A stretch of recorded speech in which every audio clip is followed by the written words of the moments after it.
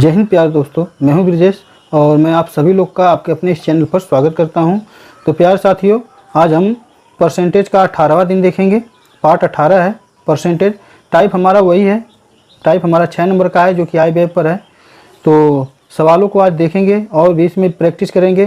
तो इससे पहले हम चाहते हैं कि आप लोग पिछला क्वेश्चन देख लें। तो पिछला क्वेश्चन चलिए पहले देख लेते हैं, फिर इसके बाद हम सवाल को देखते हैं।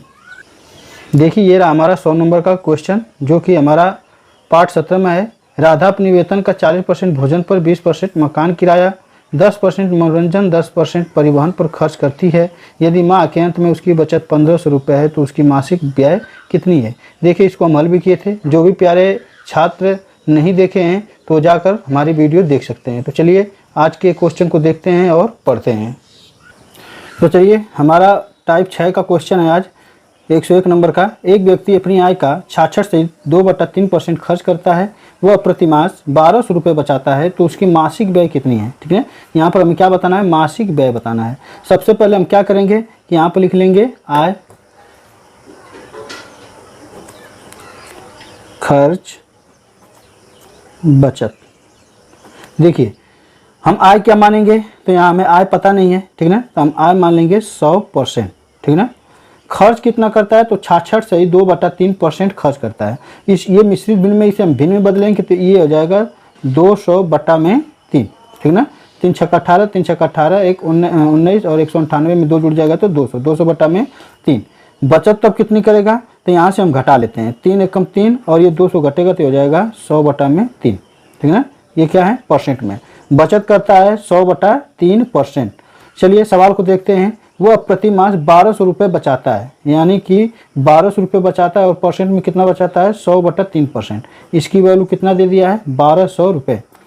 तो उसको बताना है कि, तो हमें बताना है कि उसकी मासिक व्यय कितने है। अब यहाँ पर मासिक व्यय बताना है, व्यय चाहे खर्च। तो हमारा व्यय कितना हो रहा है, 100/3%। बस 100/3% का मान निकाल लेंगे, 200/3%। तो यहाँ पर हमारा हो जाएगा 100/3 होगा। इसको पलट देते हैं तो इधर 3 आ जाएगा, गुणे में 200/3। ठीक, अब यहाँ से हम काट लेते हैं। 3 से ये 3 कट गया और 2 0 से 2 0 ये कट गया। 12 दूनी के 24, यहाँ पर 24 हुआ और 2 0 ये रख लेते हैं। यानी उसकी जो व्यय है कितनी है, 2400 रुपये है और ये हमारा हो जाएगा आंसर। दोस्तों, अगर सवाल समझ में आ रहा हो तो अब आप हमें एक कमेंट में एक प्यारा सा कमेंट कर दीजिए ताकि हम समझ सकें कि हाँ आपको समझ में आ रहा है। और भी बच्चों में शेयर कर दीजिए ताकि और भी बच्चे जो है कि इस वीडियो को देख सकें और हमें भी पहचान सकें। तो चलिए अगले क्वेश्चन को देखते हैं जो कि 102 नंबर का है।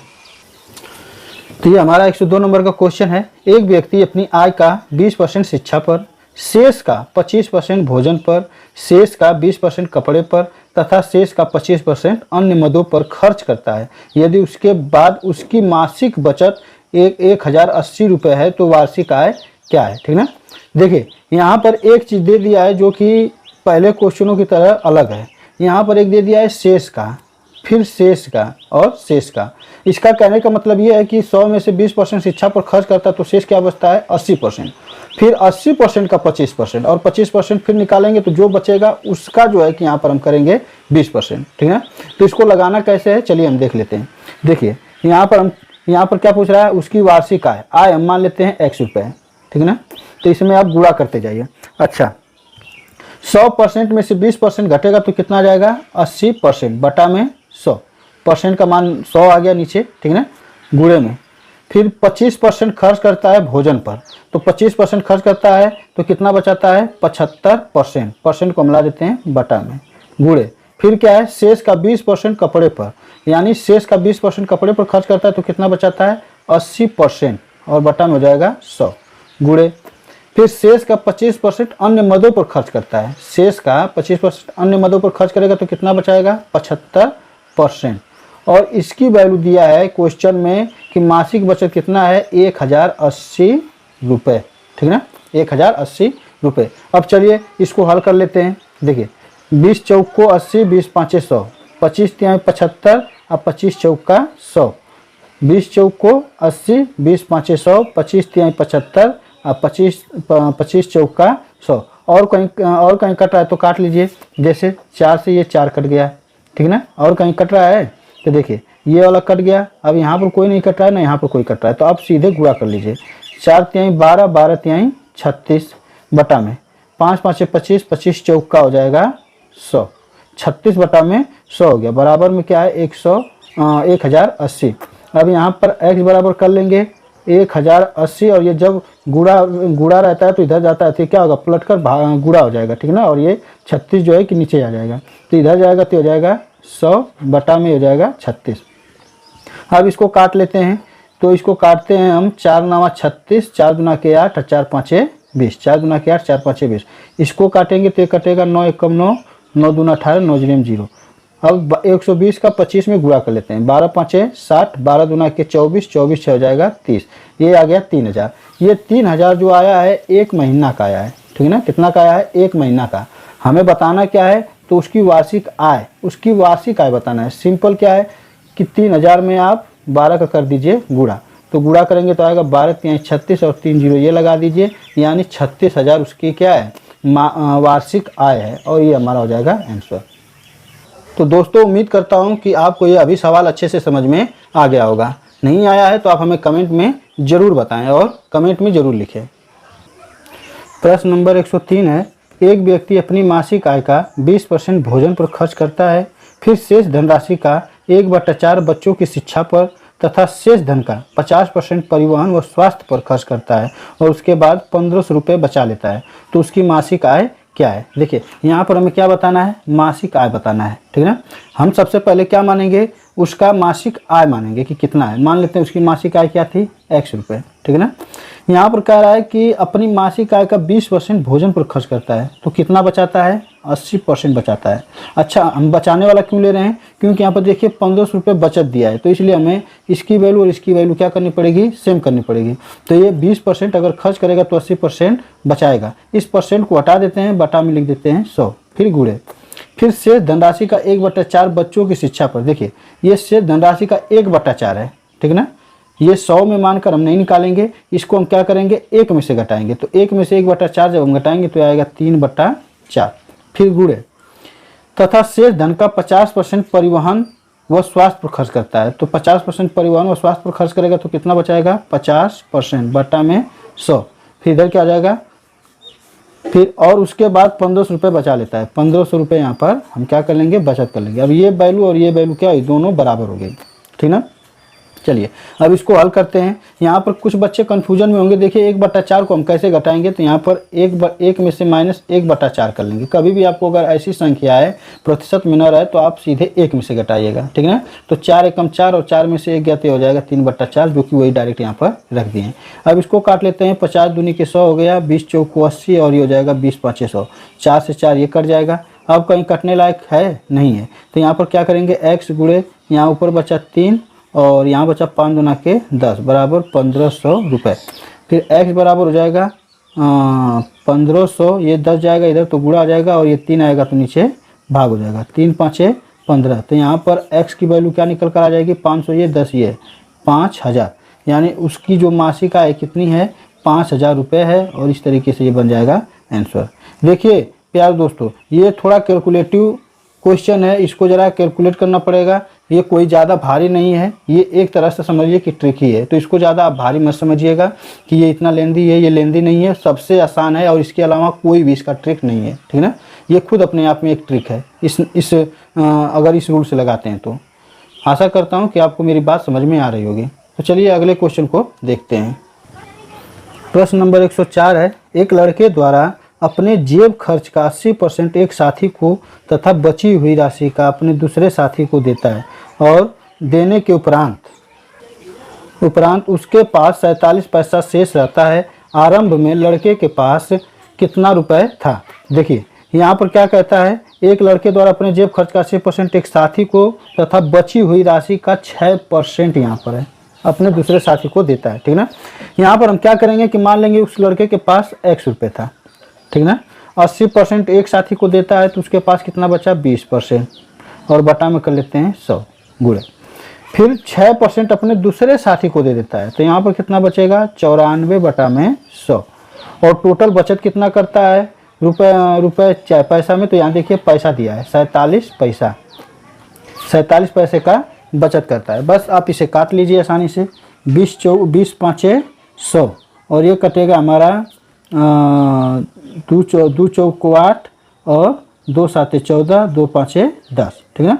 अब यहाँ पर हम करेंगे क्या, देखिए इसका गुणा मत कीजिएगा, आप सिंपली क्या करिए, ये 47 है, यहाँ 5 बचा, यहाँ 5 बचा, तो ये इधर जब जाएगा तो ये गुणा हो जाएगा बटा में। यहाँ कुछ नहीं है, यहाँ 47 है, तो ये जब बराबर की इधर आता है तो ये बन जाता है बटा में। तो 47 से 47 कट जाएगा, x बराबर 5 पाँचे 25, 250 ये आएगा। ये क्या है, 250 जो है कि हमारा पैसा में आया है, ठीक ना, पैसा में आया है, हमें इसे रुपए में बदलना है क्योंकि ये पूछ रहा है रुपए में, ठीक ना।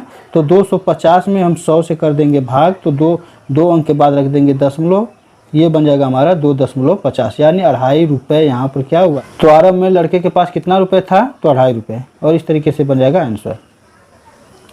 प्रश्न नंबर 105 है, रमेश अपनी मासिक आय का 60% खाद्य सामग्री पर व्यय करता है तथा शेष आय का 50% वह अपने कपड़ों एवं यात्रा पर व्यय करता है। आय की शेष भाग की वह बचत करता है। यदि वर्ष के अंत में उसने 48,456 रुपये की बचत की हो तो कपड़े एवं यात्रा पर उसकी मासिक व्यय क्या है। देखिए यहाँ पर क्या बताना है, कपड़े एवं यात्रा पर उसकी मासिक व्यय क्या है, ये महीना का बताना है, ठीक है ना।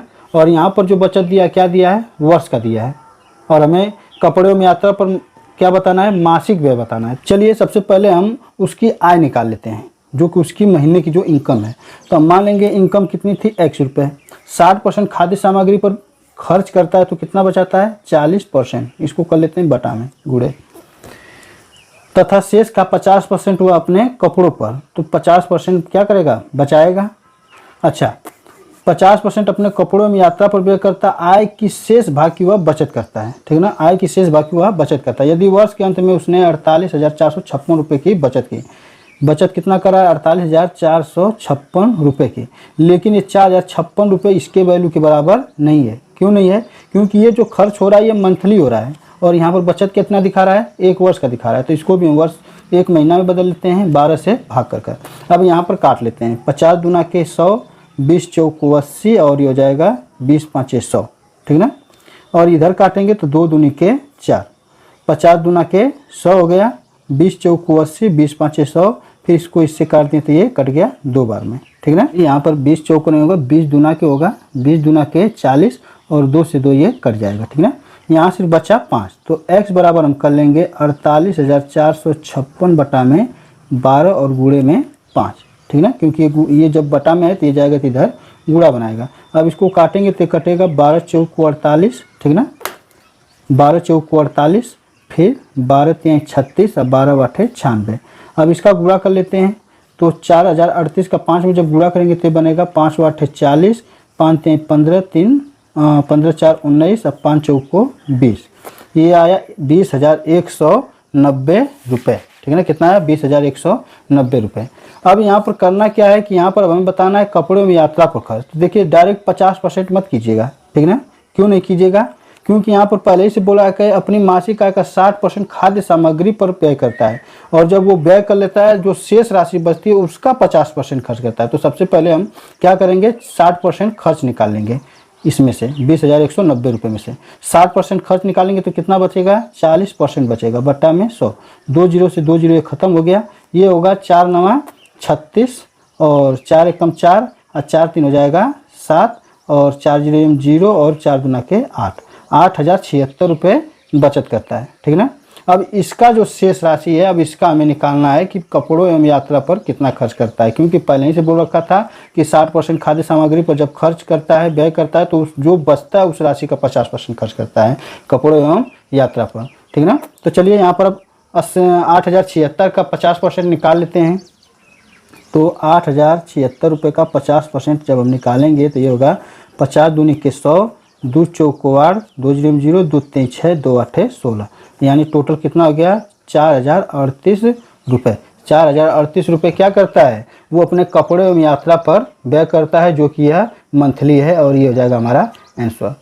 तो आशा करता हूँ प्यारे दोस्तों कि आज आपको यह चैप्टर बहुत अच्छे समझ में आया होगा। अच्छे समझ में आया होगा तो आप हमारे चैनल को फटाफट सब्सक्राइब करें एवं वीडियो को शेयर करें ताकि हमारी वीडियो देश के हर कोने कोने तक पहुंच सके और लोग हमें भी जान सकें और पहचान सकें और हमारी वीडियो देख सकें। तो आज के लिए बस इतना ही। अगर कोई भी चीज़ आपको पूछना हो, कहना हो, तो आप हमें ज़रूर कमेंट कीजिएगा। तो चलते हैं, तब तक के लिए जय हिंद, वंदे मातरम।